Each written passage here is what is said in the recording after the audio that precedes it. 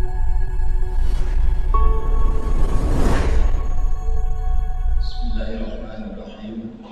Alhamdulillah. Assalamualaikum warahmatullahi wabarakatuh. Bismillahirrahmanirrahim. Assalatu wassalamu ala sayyidina Muhammad ibn Abdillah wa ala alihi wa ashabihi wa man tabi'ahu wa wala. La hawla wa la quwata illa billah.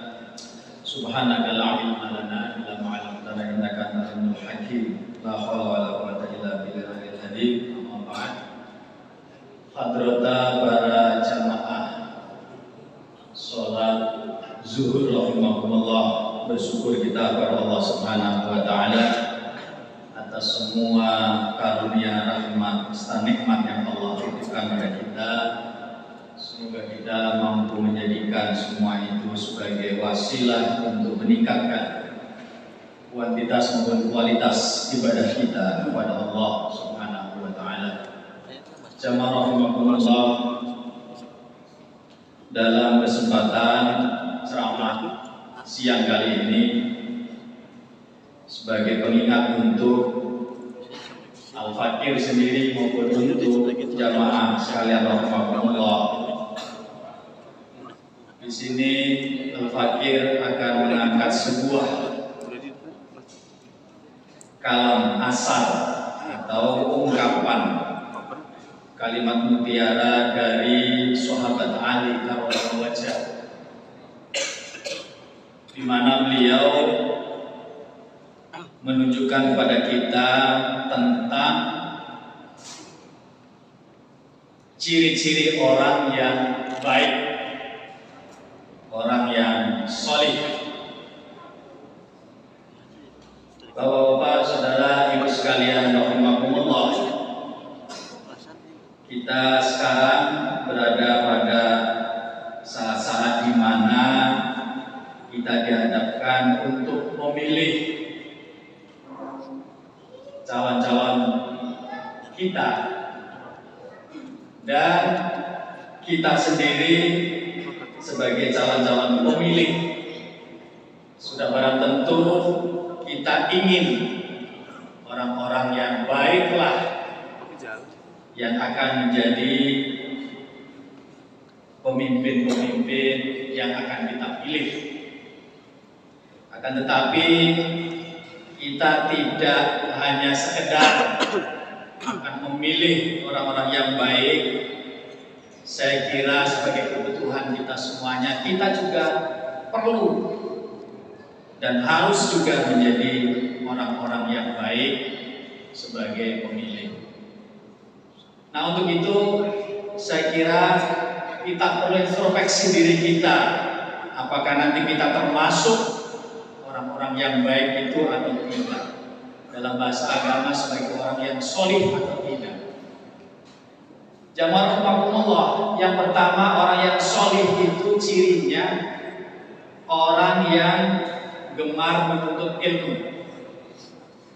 Jadi orang yang solih, orang yang baik itu cirinya orang yang gemar menuntut ilmu.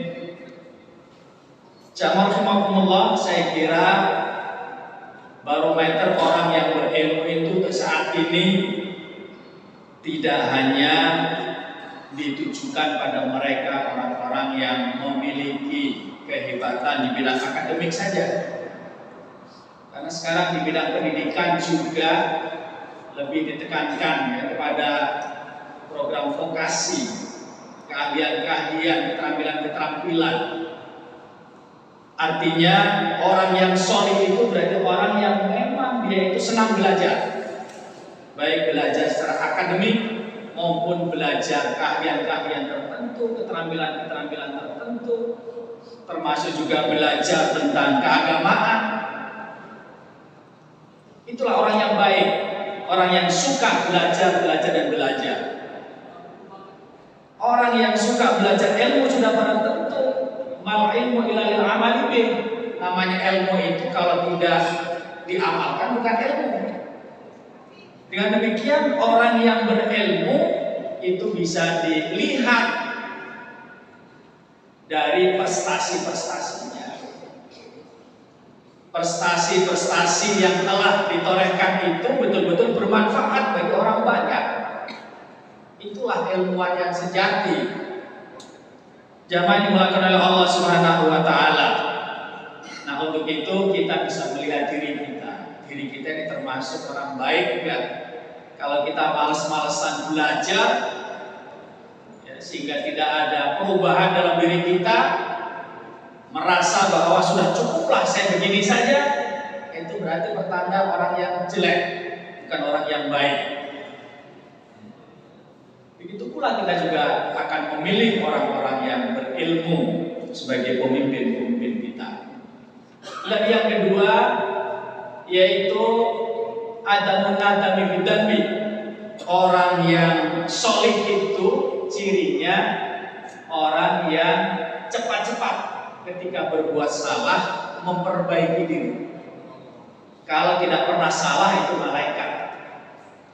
Tetapi yang terpenting di sini ketika berbuat salah itu cepat-cepat untuk memperbaiki diri. Itu ciri-ciri orang yang baik. Untuk itu, Bapak-bapak, saudara sekalian rahimakumullah, sekali lagi kita jangan menuntut seorang pemimpin yang tidak punya salah. Karena bukan malaikat, karena manusia. Ya, kakek nenek moyang kita Nabi Adam sendiri, beliau juga karena sebagai manusia pernah salah. Akan tetapi seseorang dijadikan pemimpin di muka bumi ini karena apa? Ya karena tadi ilmunya. Allah memilih kenapa Adam menjadi khalifah. Ya karena ilmunya. Dan ilmunya itu betul-betul bermanfaat bagi sesama. Saudara sekalian yang dimuliakan oleh Allah Subhanahu wa taala. Lalu kemudian yang ketiga, ciri yang harus dimiliki orang yang solih ini yaitu as-sufu bil fadli, orang yang dermawan. Yadul ulia khairul min yadis sufla, orang yang suka memberi. Orang yang memberi ini tidak harus memberi berupa materi. Memberi apa saja, apapun yang dia miliki, baik berupa harta, berupa tenaga, berupa waktu, berupa ide-ide gagasan yang baik, termasuk kapasitas yang dimiliki, maka dia pergunakan untuk memberikan pertolongan pada orang-orang yang membutuhkan. Itu namanya as-sufu bil fadli, penyakit ya, yang harus dihilangkan, yaitu orang yang pelit untuk berbagi. Sementara orang yang baik itu adalah mereka yang terus-menerus dalam setiap kesempatan yang ada di hadapannya dia gunakan untuk berbagi kepada sesama, berbagi apapun yang akan membawa dampak yang baik bagi sesama. Jamaah rahimakumullah, saya kira karakter-karakter semacam itu harus kita miliki ya sebelum kita menuntut ya pemimpin-pemimpin kita nanti orang yang seperti itu. Kita sebagai orang yang memang makhluk sosial itu tidak bisa hidup sendiri. Kita harus saling membantu, kita harus saling tolong menolong. Jamaah yang dimuliakan oleh Allah Subhanahu wa taala. Untuk itu dengan as-sufu bil fadli ini termasuk juga barangkali kita juga harus merubah kebiasaan kita. Maaf, kita di Indonesia ini kan mayoritas umat Islam. Sudah barang tentu termasuk budaya nasional itu juga harus kita warnai dari umat Islam itu sendiri. Satu contoh bahwa kelemahan kita itu kan mudah untuk sedikit disulut bermusuhan antara satu dengan yang lain. Itu adalah salah satu penyakit kita. Maka pada waktu zaman Hindia Belanda dulu dengan senopor-goronya itu, umat Islam dengan umat Islam juga mereka ya akhirnya lebih disibukkan ya, dengan menyalahkan satu dengan yang lain. Jamaah rahimakumullah. Untuk itu saya kira hal-hal yang seperti itu harus kita jauhkan ya. Karena apa? Karena tadi itu bukan karakter orang yang termasuk dermawan. Orang dermawan dia lebih bisa menerima ya, kekhilafan orang lain untuk dimaafkan, dia lebih bisa menerima kekurangan orang lain, lalu kemudian dia bisa memberikan solusi atas kekurangan itu. Itu namanya orang yang dermawan, orang yang solid. Bukan justru orang yang mereka punya kekurangan lalu kita manfaatkan. Itu yang tidak benar, apalagi kita jelek-jelekkan. Jamaah rahimakumullah. Lalu kemudian termasuk juga arya bil fadli, arya fil amali. Orang yang solid itu orang yang baik, maka dia di dalam beramal itu karena Allah, bukan karena selain Allah. Dia membantu orang, dia berbuat kebaikan, dia menciptakan kreasi-kreasi yang betul-betul bermanfaat bagi sesama. Itu semua sebagai manifestasi dari ibadahnya kepada Allah Subhanahu wa taala. Bukan untuk mencari pujian, bukan untuk mencari semata-mata dukungan, bukan. Tapi betul-betul dilakukan semata-mata karena mengabdi kepada Allah Subhanahu wa taala, ingin menjadi hamba yang terbaik. Lalu kemudian di antaranya yang terakhir yaitu al-i'jabu birra'i. Ini penyakit juga ya, yaitu sombong dengan keahlian, sombong dengan kehebatannya. Jamaah rahimakumullah, saya kira penyakit seperti ini juga harus kita hilangkan sejauh-jauhnya. Khususnya orang-orang yang memang mereka dididik oleh Allah, memiliki kapasitas sebagai seorang pemimpin, maka salah satu penyakit yang harus dihilangkan saya kira satu-satunya ini, yaitu sombong dengan kehebatan yang dimilikinya. Kenapa? Karena setiap manusia itu memang ada sisi lebihnya dan ada sisi kurangnya. Ketika diberikan kelebihan oleh Allah, itu adalah merupakan amanah, titipan dari Allah. Kalau amanah berarti harus digunakan sebanyak-banyaknya untuk pemanfaatan sesama. Jamaah yang dimuliakan oleh Allah Subhanahu wa taala. Dari 5 ya, kriteria atau karakter atau sifat orang-orang yang solid tadi, maka hendaknya paling tidak kita mulai dari diri kita sendiri. Ibda binafsik, terutama dalam rumah tangga kita sendiri. 5 hal tadi hendaknya kita laksanakan. Begitu pula dalam hal kehidupan berbangsa dan bernegara. Karena al-uswah itu imadul bilad. Suatu negara itu kan sebetulnya dibangun dari komponen yang paling kecil, yaitu rumah tangga. Al-usrah imadul bilad, biha tahya wa biha tamut. Dan suatu negara itu akan bisa menjadi kolek gara-gara karena setiap warga, setiap keluarga tadi itu tidak baik, tetapi akan menjadi bagus manakala setiap keluarga itu juga dibangun dengan bangunan yang baik.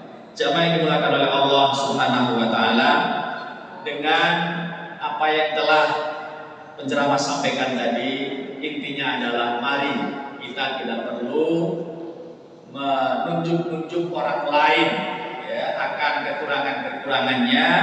Mari kita introspeksi terhadap diri kita sendiri. Apakah kita sudah termasuk dari orang yang baik, orang yang soleh atau belum?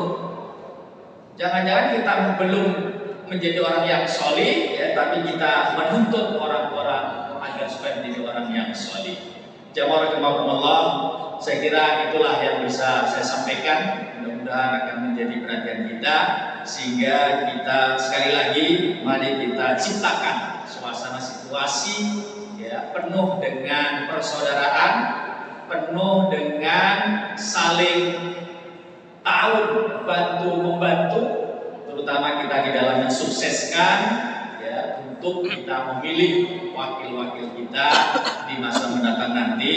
Walaupun saat ini ya belum ada ketentuan secara definitif, tapi akan paling tidak mulai dari sekarang ini ya kita bisa memilah dan memilih.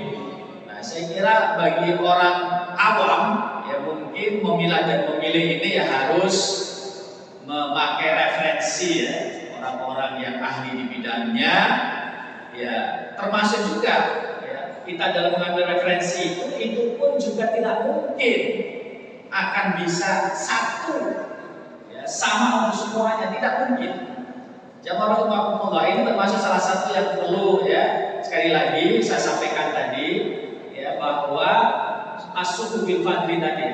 Jadi kita punya jiwa ya, al-fadli, yaitu memberikan kebaikan terhadap sesama tadi itu, orang yang dermawan ya, itu pengertiannya luas sekali. Pengertiannya luas. Di antaranya apa? Di antaranya kita bisa menerima segala perbedaan-perbedaan ya, yang ada. Itu termasuk orang yang dermawan, bisa memaklumi ya perbedaan-perbedaan itu. Ya sekarang begini, karena memang pada kenyataannya ya, pada masa Rasulullah SAW, pada masa itu saja misalnya orang belajar agama itu ternyata memang juga tidak semuanya kepada misalnya ilmu atas. Ada yang lebih cenderung memilih pada misalnya Umar bin Khattab ya, kepada Aisyah misalnya. Di samping itu juga dalam kenyataannya dalam kehidupan bermasyarakat juga sama ada kecenderungan yang berbeda. Nah, jadi intinya mari kita persiapkan dari sekarang, kita siap untuk berbeda, tapi dengan tujuan yang sama, yaitu kita akan memilih pemimpin-pemimpin kita yang terbaik ya, di antara yang ada itu.